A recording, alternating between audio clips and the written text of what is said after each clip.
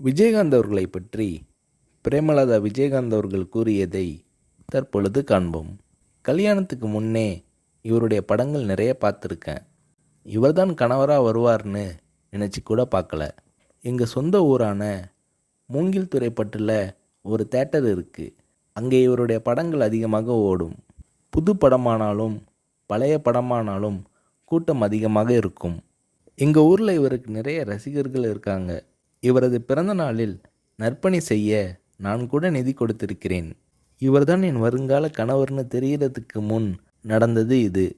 என்னை பெண் பார்க்க வரும்போது சபரிமலைக்கு மாலை போட்டிருந்தார். ஒரு நடிகருக்குரிய பந்தாவே இல்லாமல் ரொம்ப சிம்பிளாக வேட்டி சட்டை போட்டு வந்திருந்தார். என்னை நேருக்கு நேராக கூட பார்க்கல. எனக்கும் அவருக்கும் நிச்சயம் செய்யப்பட்ட பின் நான் அவருடன் பார்த்த முதல் படம் புலன் விசாரணை.